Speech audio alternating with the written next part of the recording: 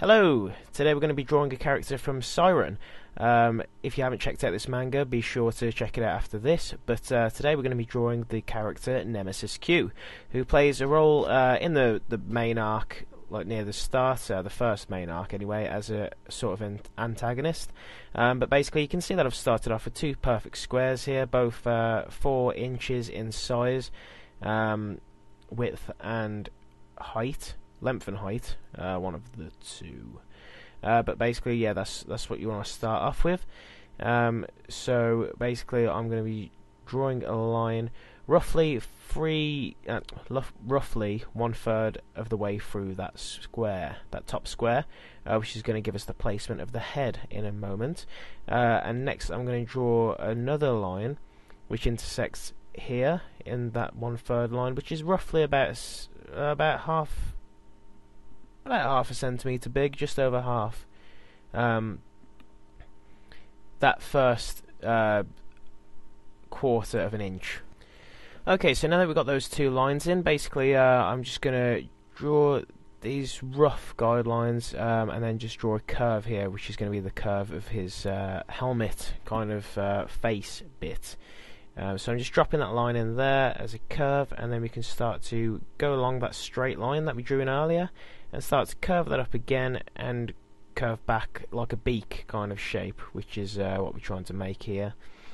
And then from that we can just bring it round a bit, and then we're going to start to make this into a point in a moment. But basically that edge of the helmet is just roughly about like half a centimetre wider than the beak, where the beak was. Now this curve at the top is going to run along that straight quite a bit. It's only a bit of that curve at the top really, and then it, like I say, run along the straight line that we did earlier. And now joining from that point, we can just bring this line back down and have it curve into the shape of the like the shape of the other curve that we did earlier, the bit by the beak. So I'm just bringing this line down right in the centre, so that's going to be the centre of the helmet, just to get a bit more of a defining shape. And I can start to add some more detail to the helmet itself with these curves in, just so that it starts to curve around the shape of the helmet, and then it brings itself back up where the top of the helmet is, that tip, that point, which is where everything's joining onto basically. So we can start to get that in, and we're just bringing all of these to a point, meeting at the same intersection, and then this just curves around to give the 3D effect of the beak. And then we've got another line here. Beak's got to be a bit sharper, but we're just defining these lines a bit more so they're a bit more visible on the camera. And now we can just bring this back down and join it to where that first initial curve was.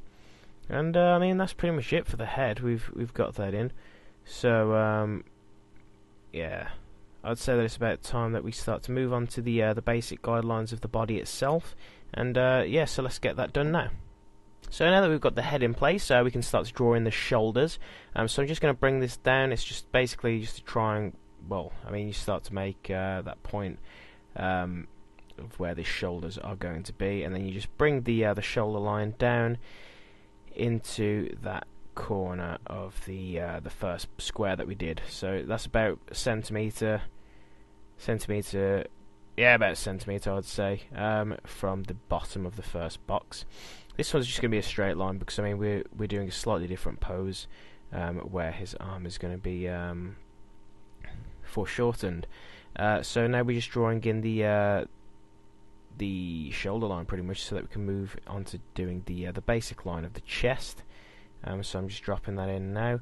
The chest actually needs to be a bit smaller than that, so I'm just making an alternate line for that and following the first angles that I got in before. But now that's meeting that square, that line of the other square. Now we can start to get the actual part of the defining bit of the torso in, like where the chest is. And now this line that we're dropping down here is just the stomach. And now we can start to draw in his dress kind of thing. That's just the waistline that we're dropping in now, and we can start to define those lines a bit more, and in a bit we'll work off that waistline to make, like I said, the dress bit where his legs are going to go.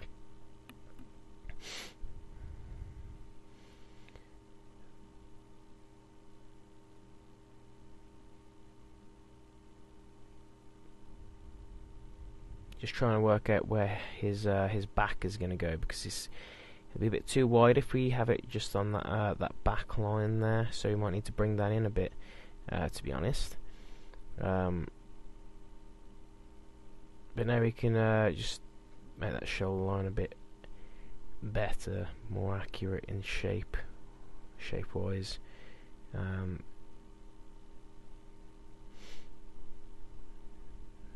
Define the chest,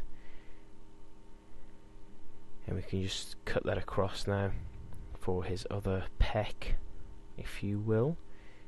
And by curving that around, we can just get basic line of where we reckon his stomach will be. But I'm going to start moving on to that waist there, and just from that point there we can bring that across and just draw the stick figure of how his leg is going to go, basically. So this is the shape that we're looking at, really. And then there's a bit of curve of that dress skirt, and his other leg pretty much falls on that line, and it will do. And from that now we can start to get the rough guideline of where his back is going to go. So it's nowhere near that basic line we drew in before. And now we just get his pec in again, and we can start to layer his arm now and actually make that a bit more like the actual shape of his arm rather than the stick figureness. And now if we just bring this down, we can draw where the bottom of the skirt is going to fall. Well, where the top of the furriness is, anyway. Or is that the bottom? No, that is the bottom. Sorry. And then we're just getting a bit of detail in for like what the leg shape actually is. So there's his knee there. We can bring this around for the bottom of his leg, and bring in some of the wrinkles as well for the skirt dress. So we've got a hook there, and this is just like the shape of his knee again on the other side now. So we just drop that in, and now we can start to drop in the fur that's going to be at the top around his neck. So we can just put that basic shape in there. But obviously I'm going to move into more of the detail about that later, so that you can kind of understand how we do fur. But that's just how it's going to hook off at the start. So there's one hook of fur right there, and I'm drawing this in so that I can draw his head tail thing. It's kind of like a ponytail. But I'd say it's more reptilian than hair. But from that fur now we can work out where that first section is going to be, and then we can just curve this round, and then obviously this is going to be the underside of that tail thing, so you can see that there. We just bring in that round and dividing it into its subsections.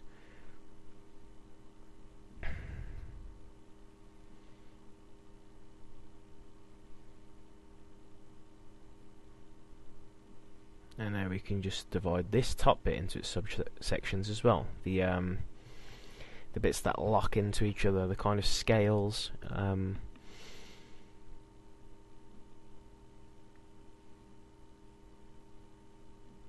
they just lock in.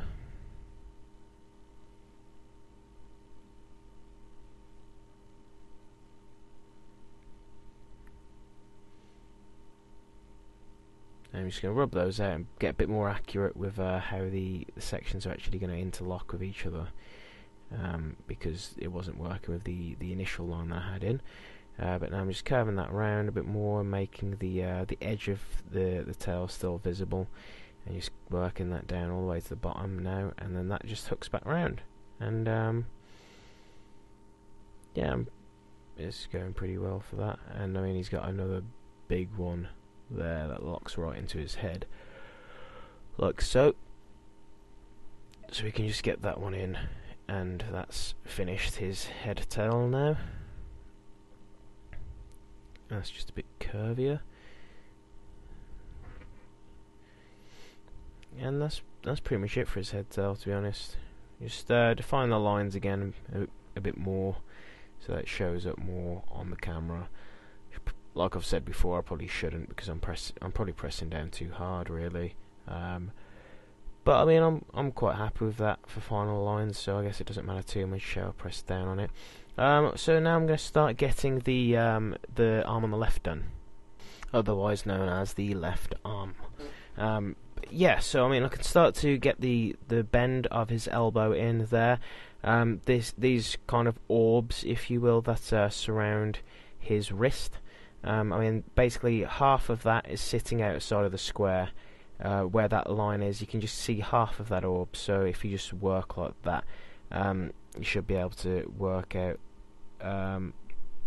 like where exactly the placement is. And it's basically a third of the square is overhanging a third of the orb is overhanging the bottom of the first square, and the other 2/3 are overhanging the top of the second square that we drew in, the 4-inch squares.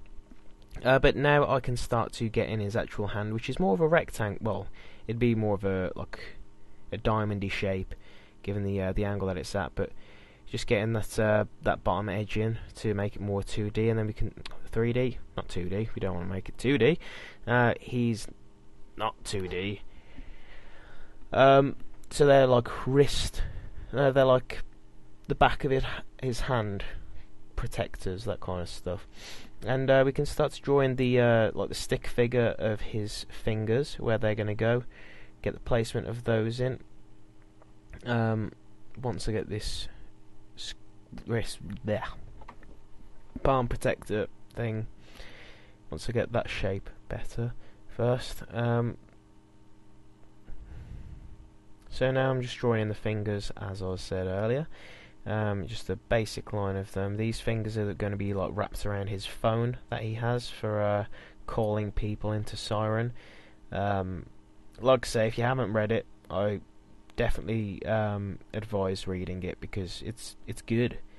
It's I mean, it's a bit rushed towards the end, which is a shame. But I mean, it was cancelled, unfortunately. So I mean, it's gonna be rushed, considering that you've got a deadline to fulfill. You want to get everything in before. Like, I know that I would want to get everything in before my thing's cancelled. So, but at the start, very good, very tense, very thrilling, and it's just a great story. But yeah, basically he's got this phone, calls people into Psyren, the world of Psyren. Don't want to give too many spoilers away. So yeah, I'll leave it at that. But now we're just getting in the claw feature of his fingers, really, because they're not so much like human fingers. They're divided into sections, and it's kind of like a robotic claw, looking quite monstrous in that sense of a claw, rather than like a Terminator hand or something. It kind of looks like if a human was wearing a glove, and then there was like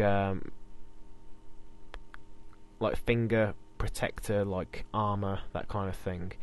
In terms of the claws, you'll see what I mean more on the other hand that I'm going to draw in time lapse later, because I just want to get this first hand in so that we can get hands down. Really, I'm going to do the same with the legs. I'm just going to draw one foot, just like I'm drawing one hand, because on the other side, apart from the angle, it's pretty much just going to be the same in terms of detail.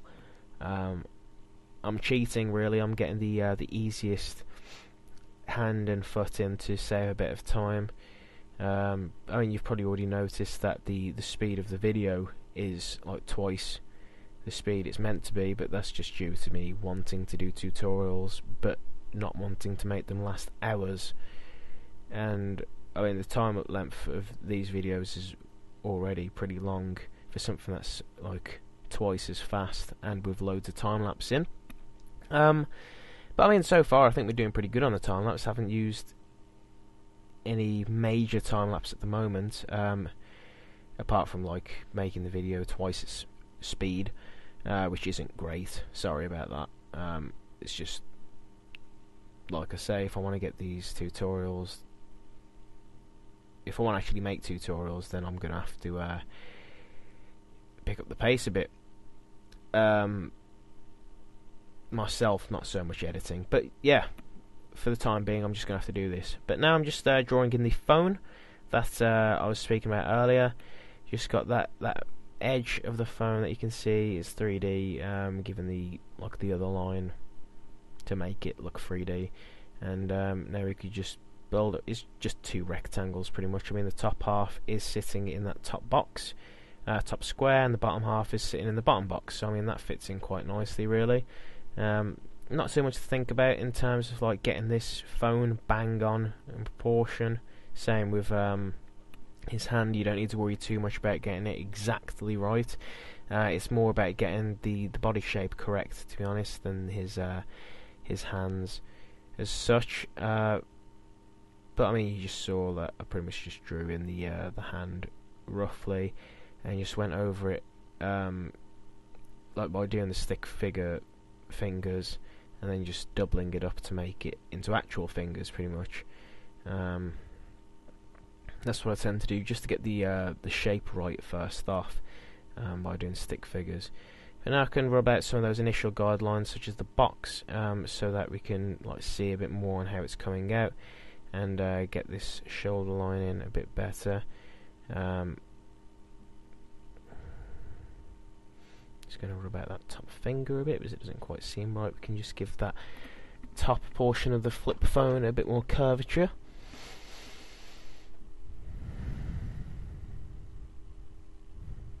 And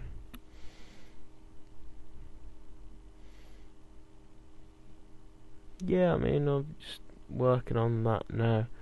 So now I'm just going to get in the details of the arm in time lapse.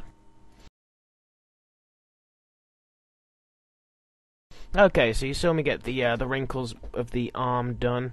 Not really much to speak of there, so I didn't bother including that. It's just simple wrinkles, but you can see what I'm doing. In terms of if you want to know how to do wrinkles, really, you can see what I'm doing on this this actual skirt to build up the shape of it. I mean, you can see where the knee is, and that wrinkle that's underneath it. It pretty much just runs off that straight line. As for where it curves out, it's just resting on the tip of that initial box that we did, really, for that other wrinkle. In terms of the bottom wrinkle that I'm starting to draw in now, that curve there, I'm just gonna bring that down. It overlaps.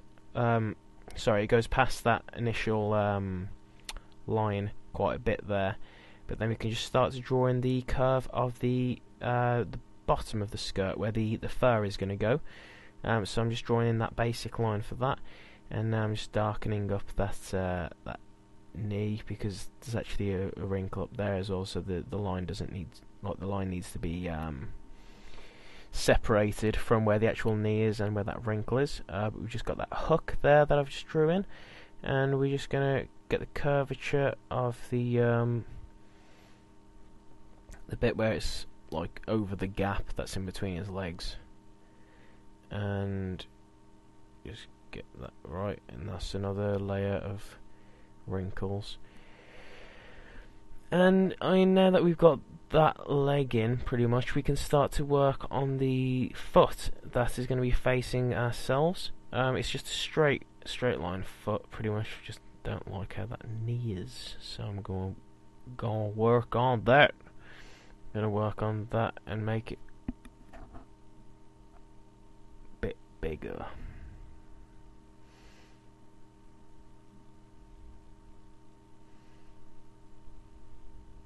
Yeah, so that's just like the basic line for the fur, as I mentioned before.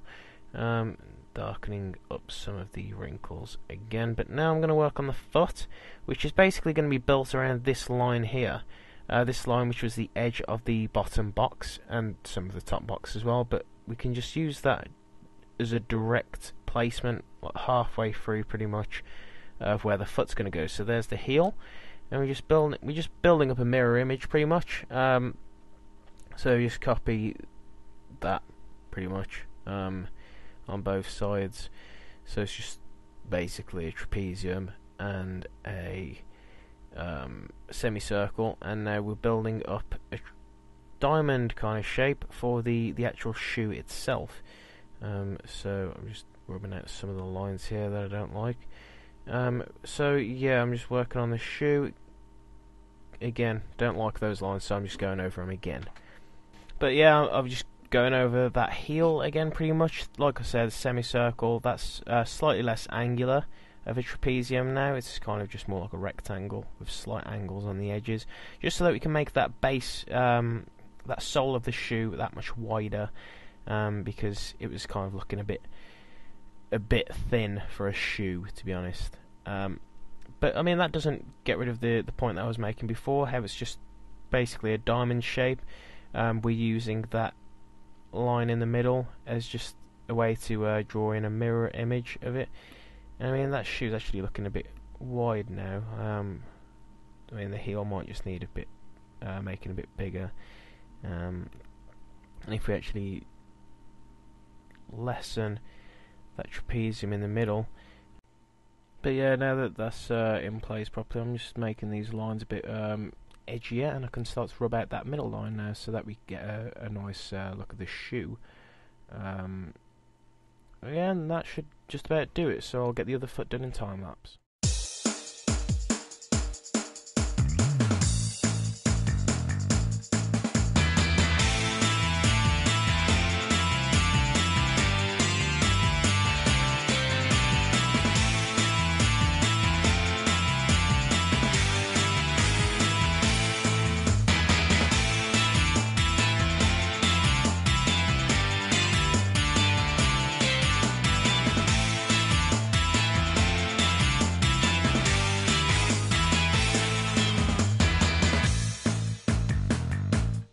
So it wasn't just the other shoe that I got done, I also just made a start. I got all the details of the body and the foreshortened arm and the Psyren card done as well. So now I'm going to move on to the spikes, which I'm going to do in real time, so I mean we can speak over that now. Okay, so obviously that barrier that we put around before, the outline, not barrier, it's an outline, that we put down before, that kind of curve around his neck is there for a reason. I've put that there so that like we've got some boundaries for where the fur coating, the stylishness of Nemesis Q, where that's gonna kind of run across. I mean, obviously we need some. I guess it is a boundary kind of thing. We need some boundaries on where this hair stuff is going to go, so that it doesn't run wild all over his jacket, and so that we have a rough understanding of whereabouts it's going to go. So that's what that's there for. I mean, obviously the bits at the back don't really matter as much in terms of keeping to that boundary, because they're going to be wild and flowing because they crawl down his back, as you can see where his shoulder is, where I've drawn that kind of curve. Yeah, but I mean the rest of them are pretty much just going to run along that line so that they don't like cover up lots of detail in his coat and stuff, if it can be called a coat. But I mean, yeah, it's pretty much just keeping to that line, as you can see me doing now, apart from there, which I've just gone past it, so I'm going completely against what I've been saying, and I've just rubbed everything out anyway, so yeah. But yeah, trying to keep to that line for the majority of it. Some bits of hair are gonna like stray off, because I don't think his coat's that neat to have everything run against the line. But like I say, it's just a rough guideline so that we know like roughly where stuff's gonna go. So I mean, you don't need to get these lines bang on or anything. Like, it's fur, it's going to be moving all the time, it's unpredictable. This is just what I'm doing in this pose, but of course you can do something entirely different. I mean, you don't even need to draw this pose, although I don't understand why you'd be watching a video on how to draw him in this pose if you didn't want to draw him in this pose, because that'd just be weird. But yeah, so I'm editing this kind of stuff, even though I said earlier that it doesn't matter how the fur is. I still want it to look half decent, so I do need to change some things. And I think that looks a bit better now. It looks a bit more wild, and like the hair, the fur is just like straying off in every which way. But yeah, I mean that's pretty much half of it done already. It's not too intricate. You don't need to think too much about it. Although, considering that this has gone on for like 5 minutes, and it's in double the speed, this has taken me 10 minutes so far. So, yeah, you don't need to be too accurate with these lines, but I guess I do. I don't know. But yeah, so I mean, I can get a start on the other half of the fur now, and I mean, this is literally like touching the edge of his coat on this side. Given the proportions of it, you see a lot more of his the right side of his torso, or technically the left side of his torso, like on his side. But to us, it's the right side. You see a lot more of the right side than the left side, given that the pose that he's in. He's like stretching his arm forward, which you can see he's holding a rectangle, a very adventurous shape, the most adventurous. It's not just a rectangle; it is the Psyren card, which he's thrusting at you. But these fur is pretty much done. And I mean, the reason why I'm doing the fur and showing you guys this now is because I'm going to carry on and get the fur done. The bottom trimming, I'm going to get all of that done in time lapse, and not just that. I might as well tell you guys now that this is pretty much the last bit that I'm actually going to be drawing, because I mean the trimming at the bottom of his skirt is going to be doing a time lapse in a bit, and then I'm going to come back and tell you guys like what pens I'm going to be using. But yeah, I mean, I'd say that's it for the furring. So I'm pretty much just going to get his face mask done, the final details on there, and then come back and get the inking. Well, I'll come back and show you what pens I'm going to be using. So I'll go get my pens, and then after I've got my pens, I will do the inking, the colouring, and then we can come back and discuss on how it's gone as a whole, drawing wise and tutorial wise. So yeah, I'll go get that done now. I'll go get my pens, I mean.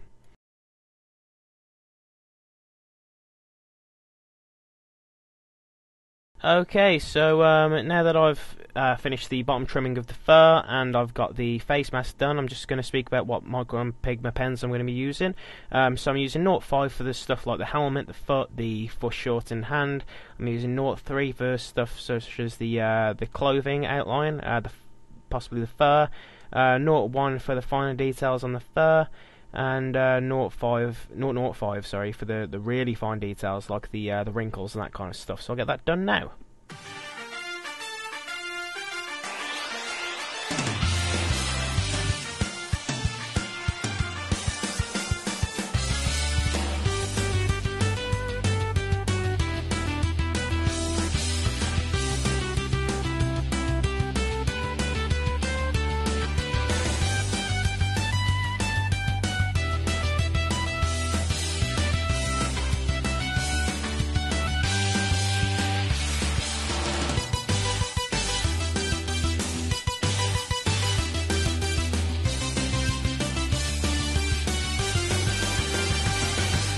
Okay, and that's pretty much it. That's my drawing of Nemesis Q and my how to draw of Nemesis Q as well. I'm sorry if it's not so much of a how-to, more of a watch me. I only did like really basic stuff like how to draw his hand, which was far away and concealed, his foot, which is just a single rhombus, and just like the basic outline and stuff. I will try to make things better, and by doing that I'm going to be doing more of a simplistic drawing next time, more of like a chibi kind of style thing. But I mean, you saw me get all the inking done and the colouring. I know that I did all that in time lapse this time instead of like how I did it in the Ed and Owl drawing. But I just think that inking really doesn't need to be watched in real time, and colouring. I mean, you saw the colouring really, so there's not really much else to say on that. But I really appreciate you guys watching this. Make sure to check out Psyren if you can, because it's pretty good, and make sure to check out the next video. Thanks a lot for watching, guys, and see you soon.